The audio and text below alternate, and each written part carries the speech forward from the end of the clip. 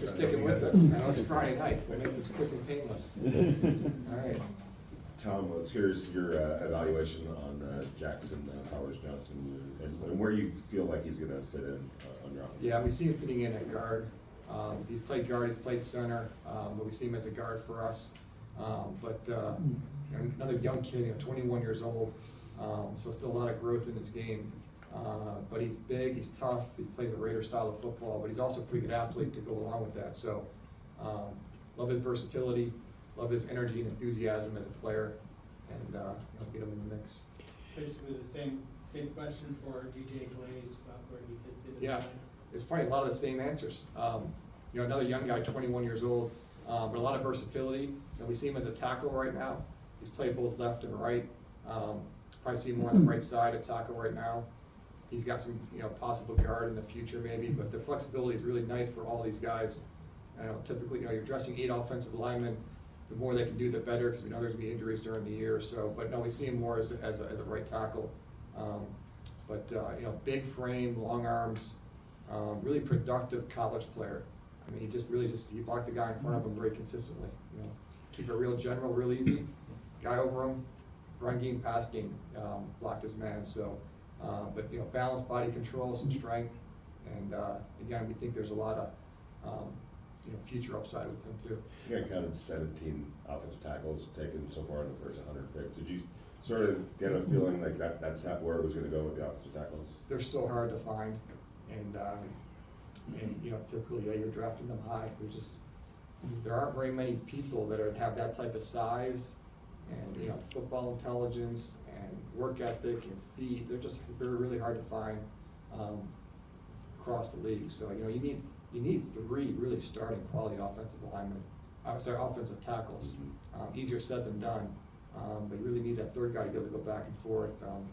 You can tell across the league that's kind of where they're going. Tom, I was told that Delmar really popped at the Senior Bowl, that against that competition, that was where people thought he maybe took a step. Did he grow, in your opinion, at the Senior Bowl, or just getting to see him? Yeah, I mean, the Senior Bowl always helps. Same with Jackson. It's nice that they put him at guard a little bit at the Senior Bowl, even though he had played it at Oregon. But with DJ, the great thing about the Senior Bowl is you're practicing every day against somebody who's an NFL player. A regular college game, no matter what conference the player you're playing against, the next year he may be an accountant somewhere, maybe a great college player, but maybe not a pro prospect. You're in the Senior Bowl, they're all pro prospects, they're all going to be playing in the league. So if you do well there, like DJ did, yeah, it certainly helps him. But his college tape was really good too, so it's really more of a confirmation of what we think he can do at this level. Again, we're projecting all these guys from Brock all the way down. These guys are really good college players. We're projecting them to be good pro players, but the Senior Bowl is always a great evaluation tool for us. You're a strategist in discipline, so I'm curious, with all 3 of your picks being 21, I'm assuming that's not a coincidence. What do you like about getting younger players? It's not a coincidence, but it's also not like we would remove players if they were 22, 23, and even nowadays because of COVID, 24. At the college level, if you're a younger player, you're playing against older guys sometimes. If you can hold your own against those guys, we get to this league, this is the big boy league. You just hope there's more growth there. That's just kind of normal. You hope there's more growth there. They have to put in the work ethic, and we have the coaches here to kind of develop and teach them. But it's a journey for these guys. Hopefully, we're gonna have long careers. But it's nice that these 3 guys can kind of grow together. How important was it to let Andre James know he was still the center? I just think, the more clarity you can give players, the better. And, I've always been kind of sensitive to, everybody we're drafted coming in here, there's already somebody here, they're coming in to compete for somebody's job. So, it's always a kind of a stressful weekend, I think, for everybody. It's stressful for the draft picks, they're going to a new team, to go in and compete and win a job, and the players that are here, they got more competition coming in. So so I just want to make sure I know, I just want to give someone clarity when you can, and try and do it. So. Does it feel more and more like it's going to be Gardner against Aiden? No quarterbacks went tonight. I don't know what your plans are for the future, but is that kind of, in going into camp, your kind of assessment? As I sit here right now, that's it. Yeah.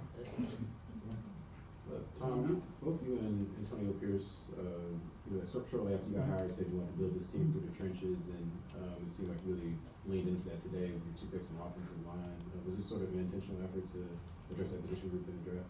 Yeah, it was, and free agency too. We just kind of felt as we build this football team out, it really has to start on both sides of the ball, offensive and defensive line. That was my thought when I originally arrived here. AP had the same thought, which is perfect, the same vision. We've got some work to do. We know that. But this is not like a total rebuild. But we do feel like it really has to start offensive line, defensive line. Fully knowing even on the offensive line, it's not really you really can't do it all in 1 year. But there are already some pieces in place here, which is great to know. We signed Andre James. We dropped a couple of players, get some more depth in here, which we really need, as much depth as possible. But yeah, it was intentional. Tom, how important is versatility in these players when it comes to your equation of best player available? Really, really important. Certainly on the offensive line, it really is important. It's really difficult if you're not a starter. So if you're 6, 7, or 8, or even 9 in the offensive line room, if you can only play one position, it's just really hard to get you dressed on Sundays. Guards have to be able to play tackle or center. Tackle have to be able to play guard, so it just helps your flexibility in playing. As we all know, like the group you start with, injuries are going to happen, and you guys are going to have to be able to move different spots. So the versatility is really important. And then even with Brock Bowers, that's a huge part of this. That you saw. I mean, you guys have seen him, so you can play some tight end. You can move him out as a big slot. You can put him as a wing, put him in the backfield if you want to. So. That's kind of where the league is right now with some of these guys. But the more versatility, the better. It's harder to prepare for that. So for the opponent. As we transition into day 3, I know all of these guys have a development aspect to them: first round, second round, third round. But as we get into this stage of the draft, are there any traits that you can sort of focus on in this part of the draft? Transferable traits that On day 3. Yeah. You're still looking for some traits that you think could be a potential starter down the road. Fully knowing that most of these guys aren't going to walk into a starting job, and I think I said last week, it's like 30% of these rookies will actually play a significant amount of snaps a rookie year. So the thought that you're filling needs, really on day 2 and day 3, it's may look good on paper, but it's not reality. So, in day 3, as far as the character and tangible part, that's the same as every other round. But yeah, we're looking for some traits that we think, hey, he'll have a role short term, but we think he may have a couple of traits that could lead to be a starter down the road. Coming back to the quarterback thing, what have you seen so far from Aiden and Gardner this offseason that gives you excitement about the transfer battle? I'm gonna be honest.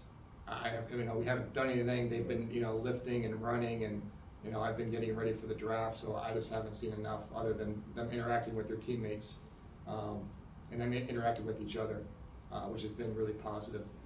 But as far as actual on-field stuff, I just haven't seen anything yet.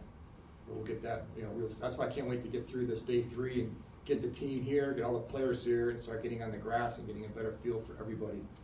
So. Tom, yesterday you talked about taking the best player available on the board. How did you feel about getting Jackson Powers-Johnson where you did at the second round 44th pick? Yeah, really happy. And that was one where, we felt like the best talent there lined up with, we wanted to add to the offensive line. So that was the perfect combination. It doesn't always work like that. We can't manufacture players. So if you do have a specific need you'd love to fill, but if there's nobody there on your board that kind of fits it, you just can't go reaching around and manufacture somebody. And everybody's boards are a little different. There's no one big consensus board. If there was, I'd love to hear the GM of the consensus board. I can't. It's like the Brock Bowers of the world. You can get some consensus, but after that, you put football people in a room. There's no way everyone's going to see someone the same way. It just doesn't work like that. Just like with my 3 kids, there's no way I get consensus with those 3. So it's no different. But since we all see it differently, you got to work it. But it was really nice with Jackson that, hey, look, we'd love to add to the offensive line if we could, and that he was a high level player for us, and we got lucky that we the second round was a frenzy. There was, a lot of trade action, a lot of work. Third round was much more quiet, but we got lucky in the second to get where we were. Tom, early in coaches' careers, like AP's a defensive coach, sometimes they think that much, but watching him, when we see video and all that, he's celebrating these offensive picks. I'm just curious, is that a maturity maybe that you wouldn't have expected in a first-year coach? It's just great to see him. He's the head coach. You know, he's coached the whole team. But it's a great trait to see. We know we have put the whole team together. You know, we added a couple, in free agency on defense, certainly with Christian Wilkins. But then we signed some of our own players. But just trying to balance the roster the best you can. You know, your allocation of resources are important, and trying to use them in the right spots. And he's got a great feel for that. I already talked about Brock last night, but having him in the building today, meeting his family, that sort of thing, what was it like to have him around? Yeah, it's pretty cool. We should get him on the practice field right now. He can't come back until rookie minicamp, but yeah, it's nice to see he brought his parents with him. Everyone got a chance to spend some time with them. I'm assuming you guys did too. So yeah, I can't wait to get going with him. He's all football, so I can't wait to get him out here. Tom, just briefly meeting the guys today, it sounds like they have great character. How much of the character, the demeanor, plays a factor in this draft? It's a big part of it. This is a very difficult game to play. There's a lot of adversity, both personal adversity and team adversity, and you gotta be able to handle that at a high level. And you know, sometimes there's talented players who just can't handle that, and we need the guys that we can count on, and have a drive and desire to be great. Because if you're just talented, but you don't have that drive and desire, you're just gonna probably plateau out as a player. So that's what we're trying to find out, everybody we sign or draft. You know, and sometimes we're right, and sometimes we miss on it. But those traits are important to us because there's just so much work that goes into being a professional football player. That's more than just going out on game day and playing. So these three players, not kids anymore, but these three players, we think they have those traits. Guys good? All right. All right, Thank you. It's